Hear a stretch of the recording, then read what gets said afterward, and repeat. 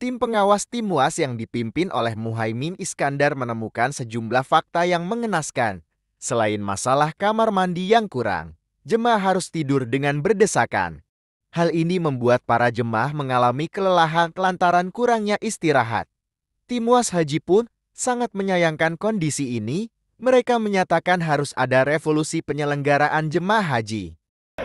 Kita menemukan fakta bahwa jumlah jamaah dengan kapasitas tidak sesuai.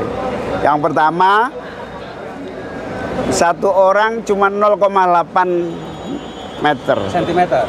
8 meter persegi. Artinya 1 meter nggak nyampe. Mana bisa tidur? Akhirnya tidur di lorong.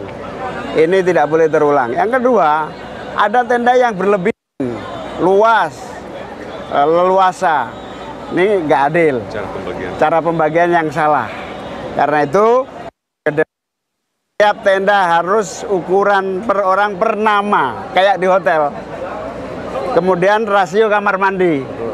Rasio kamar mandi nggak imbang. Mengantri sampai 2 jam. Mengantri sampai 2 jam. Ada yang pingsan. Benar sekali.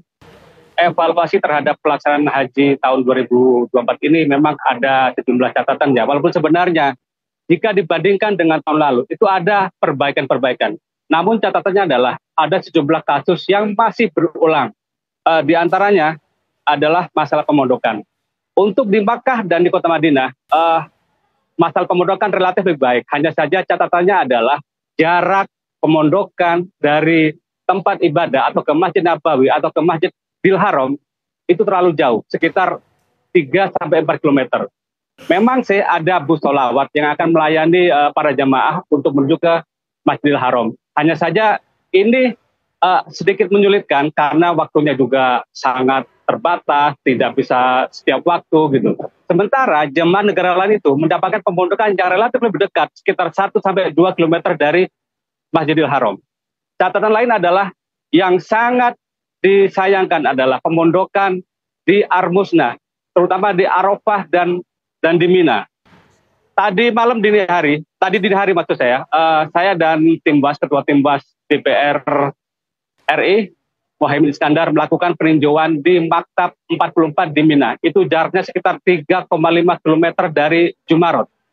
Yang sangat menyedihkan adalah kami mendapatkan fakta bahwa kapasitas tenda itu jauh lebih sempit dibandingkan dengan jumlah jamaahnya. Akibatnya banyak jemaah terpaksa tidur di lorong-lorong antara tenda dan tentu saja ini tidak nyaman.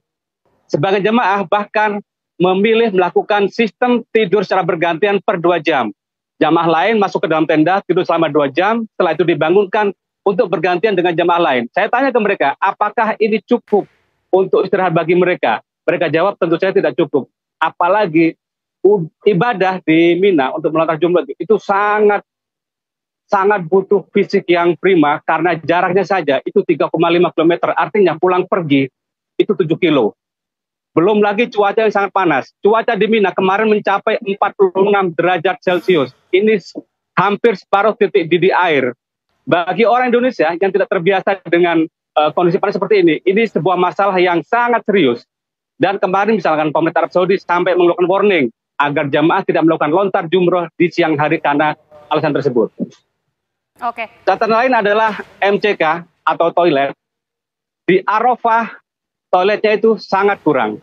Dan toiletnya juga tidak ramah lansia. Dalam 10 toilet hanya ada 1 toilet duduk. Sementara jumlah atau jamaah haji Indonesia itu sekitar 30%, hampir 30% adalah jamaah lansia. Yang artinya seharusnya setidaknya dari 10 toilet itu harusnya ada minimal 3 toilet duduk untuk memudahkan para lansia ini ketika buang hajat. Dan khusus di Mina tadi malam, saya menemukan fakta bahwa ada jamaah yang terpaksa buang air kecil di samping tenda. Tidak hanya jamaah pria, jamaah wanita pun terpaksa melakukan itu karena antrian di dalam toilet itu sangat panjang, terutama di jam-jam khusus ya. Contohnya di pagi hari atau ketika menjelang waktu untuk beribadah. Catatan lain adalah catering. Cateringnya dinilai oleh tim WAS Haji DPR RI itu kurang berkualitas, kandungan proteinnya itu kurang dibandingkan karbohidrat terlalu banyak. Sementara ibadah haji itu ada ibadah fisik yang membutuhkan selain karbohidrat tentu saja butuh protein yang cukup tinggi. Menunya juga kurang variatif sehingga jamaah relatif cepat bosan dengan menu itu, dan beberapa kali saya menemukan bahwa banyak jamaah yang terpaksa membeli makanan di luar. Catatan lain adalah masalah transportasi. Transportasi menjadi catatan yang tidak kurang baik, khususnya ketika jamaah hendak berangkat dari hotel di Makkah menuju ke Arafah. Saya melihat sendiri bahwa para jemaah itu berkeliaran di pinggir hotel, mereka janjikan berangkat jam 6, berangkat jam 7. Faktanya sampai 2 jam kemudian, bus yang seharusnya membawa mereka belum datang juga. Sementara sebagai jemaah itu adalah jemaah lansia yang terpaksa tertidur di depan hotel, terlihat sangat lelah, kecapean, dan bahkan ada jadwal keberangkatan yang harus dijadwal ulang, yang seharusnya jam 7 pagi, menjadi jam 3 sore hari. Tentu saja ini akan sangat mengganggu pemindahan jamaah dari Mekah ke Arafah, karena di puncak haji atau ketika harus wukuf di Arafah itu ada 2 juta jamaah haji dari seluruh dunia dan Mekah dalam waktu yang sama berbondong-bondong berpindah dari Makkah ke Arafah. Jarak dari Makkah ke Arafah itu sekitar 16 km sampai 18 km tergantung posisi hotel. Baik, Hadi. Nah, dalam kondisi normal. Ya, Hadi, dari Ya, Putri. kondisi realita yang sudah Anda sampaikan, kita juga melihat di layar kaca ini kondisi yang banyak jemaah tidur di lorong, kemudian kondisi kamar mandi yang tidak memadai. Apakah ini sudah ada tindak lanjut dan sudah terselesaikan? Upaya yang dilakukan seperti apa di sana? Tim Was Haji DPR RI kemarin ketika menemukan fakta-fakta itu maksud saya, mereka langsung menyampaikannya kepada petugas haji yang ada di sana, penanggung jawabnya. Hanya saja kondisi ini tidak mungkin diubah atau diperbaiki di waktu ini, di musim haji 2024 ini.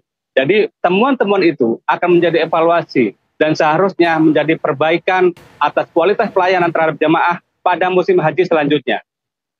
Baik, artinya sampai saat ini dan juga ada kemungkinan sampai beberapa hari ke depan ini akan terus sama kondisinya, ataukah ada upaya lain yang bisa dilakukan dalam sisa beberapa hari ini? Prosesi atau puncak ibadah haji itu di Arbusna, di Arafah, Muzdalifah dan Mina, khususnya di Mina, itu akan berakhir di hari ini dan ada juga yang berakhir besok. Artinya jamaah tidak akan lagi tinggal di pemondokan atau di tenda-tenda di Mina, mereka kembali ke hotelnya. Artinya untuk kenyamanan insya Allah relatif lebih bagus ya. Hanya saja kalau ditanya apakah bisa diselesaikan, ada solusi. Sejauh ini belum ada solusi atas masalah tersebut, sehingga mereka ya harus mau tidak mau, harus ikhlas, harus banyak bersabar menerima kondisi itu. Baik. Kita hanya bisa berdoa bahwa mereka tetap sehat, tetap semangat, dan tetap bisa melanjutkan ibadahnya. Ya. Hadi, adakah kemudian jamaah yang terganggu kondisi kesehatannya karena kondisi seperti ini? Kondisi-kondisi yang saya sampaikan tadi tentu saja akan berpengaruh terhadap kesehatan jamaah. Kemarin saya sempat ngobrol sama beberapa jamaah, ada beberapa jamaah yang harus kondisinya menurun kesehatannya sehingga harus mendapatkan perawatan. Dan untungnya di setiap maktab, di setiap tenda itu ada fasilitas kesehatan termasuk di Arafah dan di Muzdalifah. Baik, Hadi, terima kasih untuk informasinya. Terima kasih sudah memberikan kami pengetahuan